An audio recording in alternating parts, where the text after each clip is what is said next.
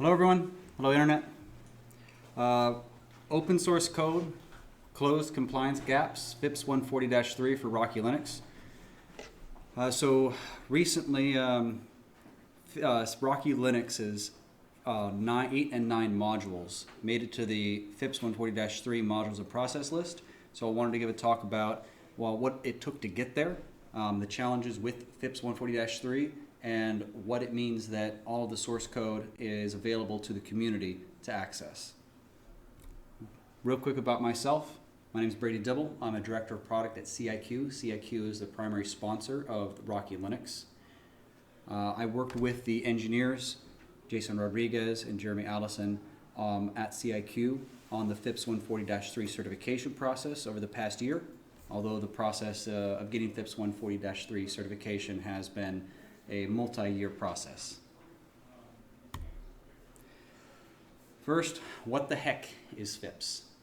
FIPS 140-3 is a NIST requirement that effectively what the standard does is limit which algorithms can be utilized in a production environment. When you go into Linux and you turn FIPS mode on, what it is doing is it's saying only certain algorithms can be used. And that can be quite troublesome in a lot of production environments because many legacy or deprecated algorithms are still in use by many packages. And so when you're turning FIPS mode on, what you're essentially saying is, I can't use some of these older or less secure or and more vulnerable algorithms. And so it forces you into a narrower scope of tools and packages and software you can use. And then by doing that, you're ensuring effectively that you're only using algorithms that have been both vetted by NIST, vetted by a lab, that have been approved for use, and are of sufficient strength for modern production usage. Previously, FIPS 140-2, that's what was in production in most cases and still is in production many places around the world.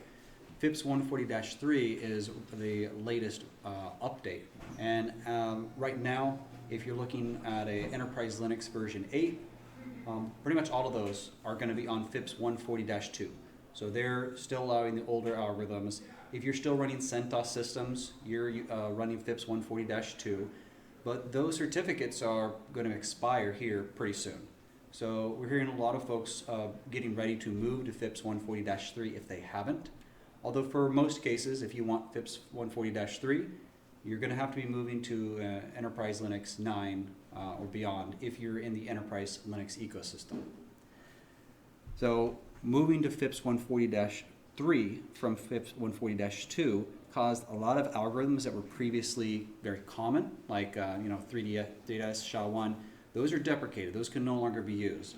So it's an interruption for a number of production use cases. And when you turn that FIPS mode on, it may be a surprise to some people that some of those algorithms, some of those packages you're used to running are no longer working. But FIPS is pretty much the gold standard. In government, if you're going through an ATO, if you are running sensitive workloads, FIPS is going to come up in your compliance report. Your compliance team is going to come, if you're an enterprise, and say, proof that you're running in FIPS mode and that you're FIPS compliant or that you're FIPS certified. If you're going through government procurement, it's going to be on the list. It's required for many modern, like FedRAMP, FISMA, many HIPAA. A lot of these compliance frameworks require FIPS mode to be turned on in your environment. But you also have to make sure that, because turning FIPS mode on by itself doesn't mean you're FIPS compliant, you have to ensure that the Linux modules you're using are actually certified or compliant. So again, where is this being used? Out in the enterprise, government, pretty much standard across the board, and not just the government agencies or organizations, but contractors, vendors to the government are often required to have FIPS 140-3 enabled in their environment, or FIPS 140-2 for a little while. Healthcare, finance, PCI DSS, any type of critical infrastructure out in the wild. Department of Defense, FIPS 140-3. It's just bog standard. It's a box you have to check for your environment. And okay, that's great. What the heck is FIPS? For Linux, FIPS effectively comes in 5 modules: your kernel, GNU TLS, libgcrypt, NSS, and OpenSSL. These are the primary modules through which a lot of cryptography is running in your system, meaning you need to, there are variations, but generally if you're running in an enterprise Linux environment, you're going to need these 5 modules, FIPS certified or compliant, running in your system. And they're,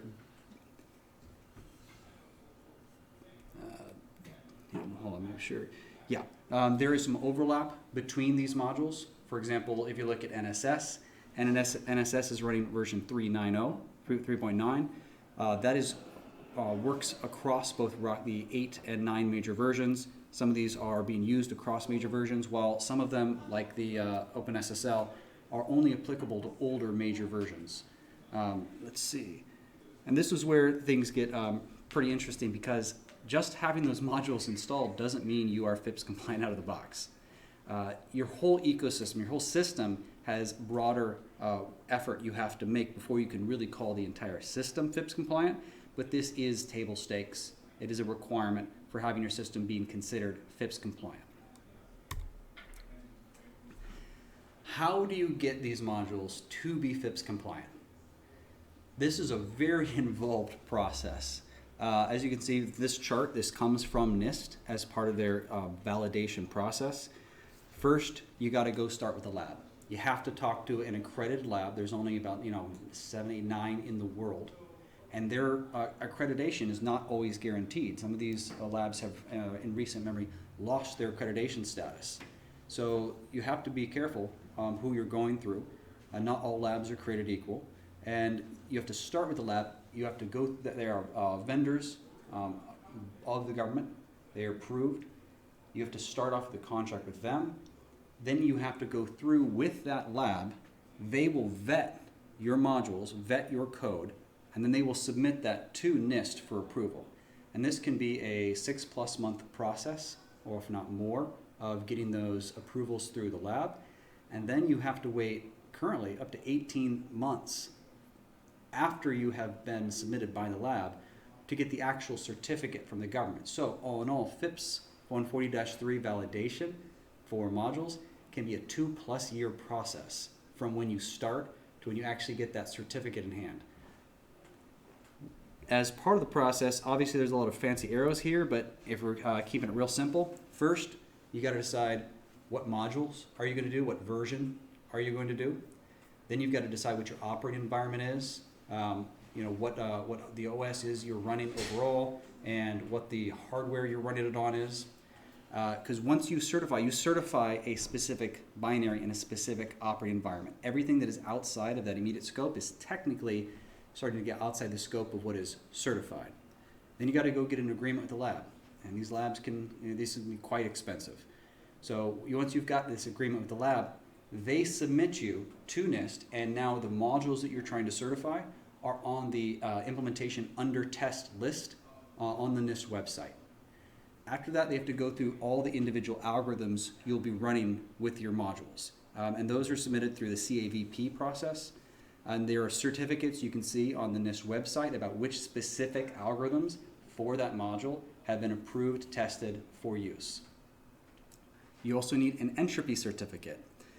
The strength of the jitter, effectively, of the modules is something you have to get a dedicated certificate for to prove that they're actually have strong enough encryption or cryptography to meet the standards. This can cause some challenges actually with FIPS 140-3 on older hardware because the requirements are now higher, and there's even some older hardware that can't even keep up with the new requirements. So once you've got your CAVP, once you've got your entropy certificates, then they still have to go through a full lab review of the source code. That can be very intensive. You can have to make a lot of updates to meet regulations. For CIQ, when we went through the process, the labs continue to learn through the process because FIPS 140-3 is so new. And so they've learned over time what NIST is expecting through the validation process. And CIQ had to do quite a bit of lift in bringing the modules up to the later, up to par, closing gaps that were there previously in the source code. And then with 9, Rocky Linux 9, there was definitely some lift to meet the new requirements. With Rocky Linux 8, Rocky Linux 8 was only supported for FIPS 140-2. There was some extremely large lift to bring Rocky Linux 8, particularly the OpenSSL 1.1.1K module, which is quite old. There's some absolute heroics by our distinguished engineer, Jeremy Adelson, who was part of the Samba project. He did some acrobatics and sweat blood to get that OpenSSL module up to par for FIPS 140-3. And all of that was submitted back upstream. So we're expecting to see some of that, hopefully helping folks out as they go through their own FIPS 140-3 validation for the 8.10 or other modules on the Enterprise Linux 8 user space. Once you go through that rigorous source code review with the lab, then you have to develop a security policy which breaks down exactly the use cases that are approved. There's an extensive security policy document you have to write in coordination with the lab. Depending on the lab you go through, you may be expected to do a lot of the source code review and build out functional tests to prove that you're meeting FIPS 140-3, and then write out the entire, tens and tens of pages security policy yourself. Some labs provide more assistance than others. So if you are ever looking to do FIPS 140-3 certification, be very careful vetting the labs you go through. If you are deeply familiar with the process, if you've done it before, you may not need as much hand-holding. If you are doing this for the first time, you may want to, even if you aren't, you may want to go with a lab that does a lot more of the support in that regard, because it is an extremely complicated process and there's a lot of nuance required to ensure you are checking all the boxes. Finally, once the lab has reviewed everything, your tests are passing, you've got the CAVP certificates, you've got your entropy certificate, then they make a recommendation, submit to NIST. And at that point, the modules move from the implementation under test list on NIST website to the modules in process list. That is where the Rocky Linux 8 and Rocky Linux 9 modules are today in modules in process. You'll see that many other Enterprise Linux modules across the ecosystem are also in MIP. Some have made it to the next stage, CMVP, where NIST has actually validated. They've read through the report, they've given it the stamp, they said, yes, the lab was right, everything looks good, this checks all our boxes. But it is somewhat rare that it gets kicked back at that point. Sometimes NIST will have some code changes they recommend, but broadly, by the time you're in MIP, the lab has done a lot of their due diligence, and it's generally good. So right now, the backlog at NIST is very long. Average time wait is about 18 months between when you make it to MIP to when you actually get that validation, and it's possible that length of time may be increasing even further now. As a consequence of that, and I'll talk about this a bit later, many organizations are no longer waiting around for the formal certification before they consider a module as being ready to use in production. Real quick, why doesn't everybody do FIPS 140-3? FIPS 140-3, as mentioned, that's required in government and a lot of other industry. But if you go look at the NIST list, there actually isn't that many modules that are getting validated. And part of it is because, first, it is very expensive. It's a big investment into FIPS. And if you are only validating one module for one version in one operating environment, and then you have to recertify every time you make a change to the code, that gets very expensive to do once and then multiple times. So generally, enterprises are not looking to go through this whole cost themselves, and for a community, it can be a real challenge with resources. It also requires your team have deep cryptographic experience. We're working in the absolute weeds of some of these modules, the kernel and some of the user space models like OpenSSL, on really minute and nuanced aspects of the code. Our team is fantastic. We got great engineers, and even then, sometimes they were experiencing really challenging, really big challenges with adapting some of these modules to meet the new FIPS 140-3 requirements. And then the requirements of getting through certification itself are very onerous. Even if you have the assistance of the lab and advisory and consulting services, it's a very rigorous and marathon to go through this whole process and get all your documents in order. And the lab is submitting on your behalf. They have to be very confident that you've met all the requirements before they're willing to put that stamp and submit it in to the to NIST. So it's generally much simpler to go ahead and use a FIPS 140-3 module that someone else has already done the work to get certified, rather than starting from scratch yourself. This gets into the nuance of certification versus compliance. If you look through when people are talking about FIPS 140-3, you'll see the term certified and you'll see the term compliance. And if you look very carefully, people will talk about FIPS 140-3 certification, and then they'll start using the term compliance. Compliance isn't an official term. There's no formal compliance term. Compliance is I don't want to call it a vibe, but when you're working with compliance teams or auditors, they're going to have to accept some level of delta from the formal binary. Technically, the only certified FIPS 140 certified thing in Linux is the exact binary that has been reviewed by the lab, built on the exact source code reviewed by the lab for the explicit operating environment that is approved by the lab, or you can, as a vendor, add a couple of vendor-approved operating environments where you say, this motherboard with this processor and this OS is an approved environment where this runs. But broadly, that is extremely limiting. And one of the biggest reasons why that's limiting is once you have that code locked in, by the time you get that through the lab process, you have already missed months of CVE patches. And so when we're talking with customers and organizations out in the environment, they say, I want the certified binary. And you go, are you sure? Because the certified binary is going to be not have your patches. And they say, well, I also want patches.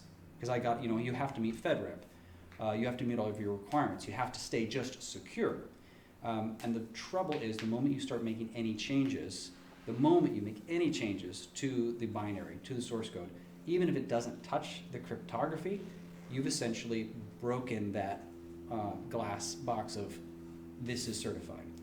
And so the vast majority of use cases, you'll see a compliant term being used. And you'd be very careful with that because what we're doing is we're at least with CIQ, we're continuing to do long-term support. We're continuing to patch CVEs on these modules, keeping it separate from the exact certified on the pedestal version to ensure that that security is there. And then there's some delta you have that you as a user or a customer may have.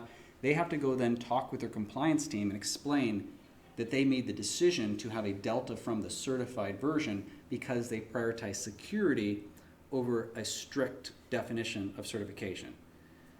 Now, there is a recertification process. Once you get a module certified, you will regularly resubmit to get it recertified, but even then, that's still a snapshot in time.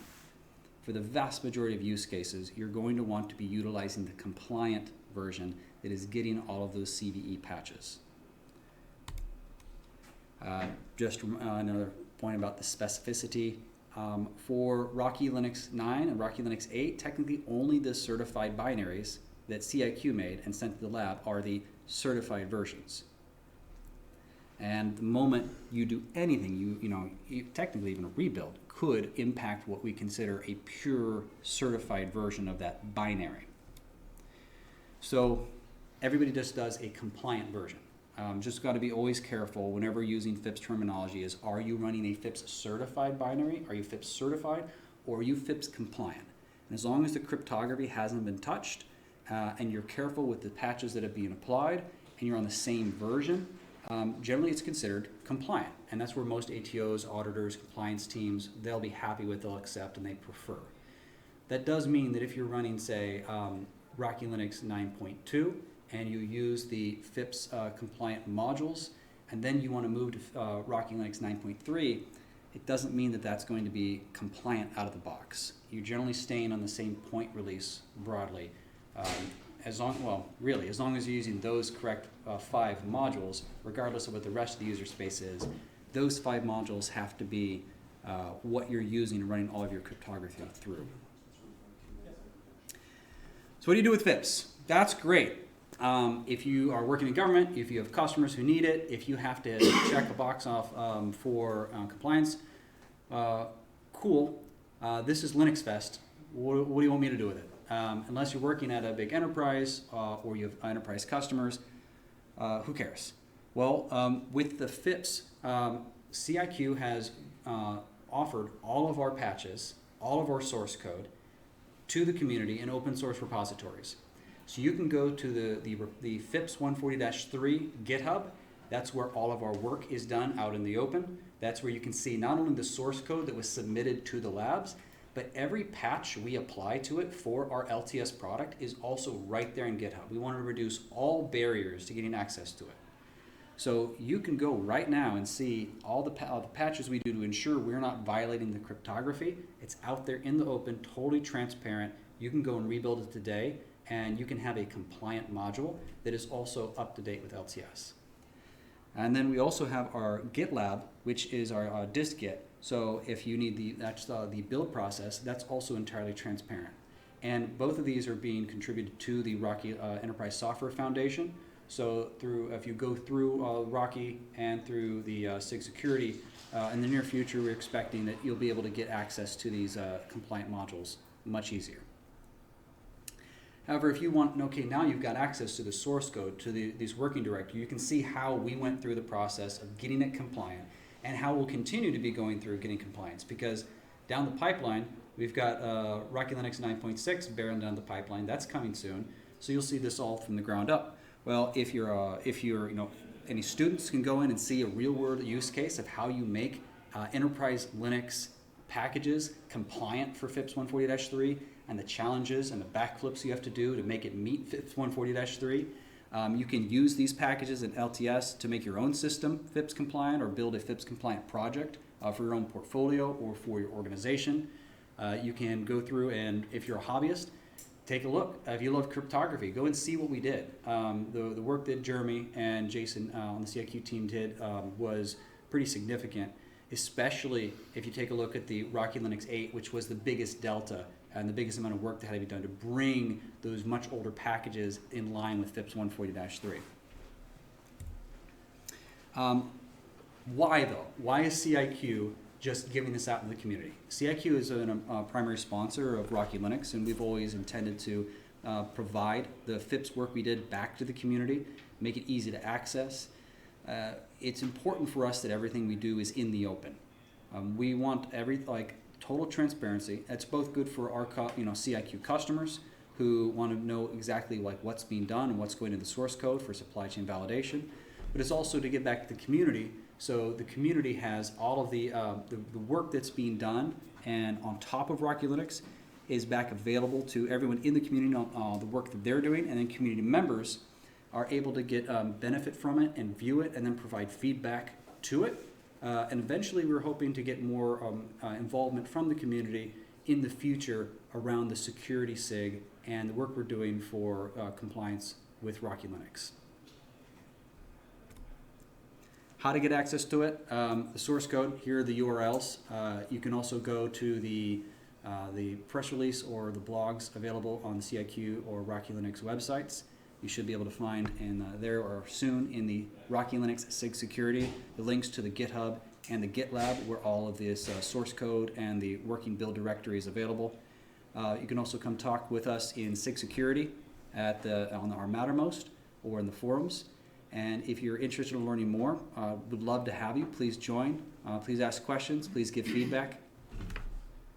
Please go take the FIPS packages and go try them out yourself in the real-world environment. And then any questions anyone has about the FIPS journey? There's a lot of, there's a summary of how we got here. There's a lot under the hood. Happy to answer any questions.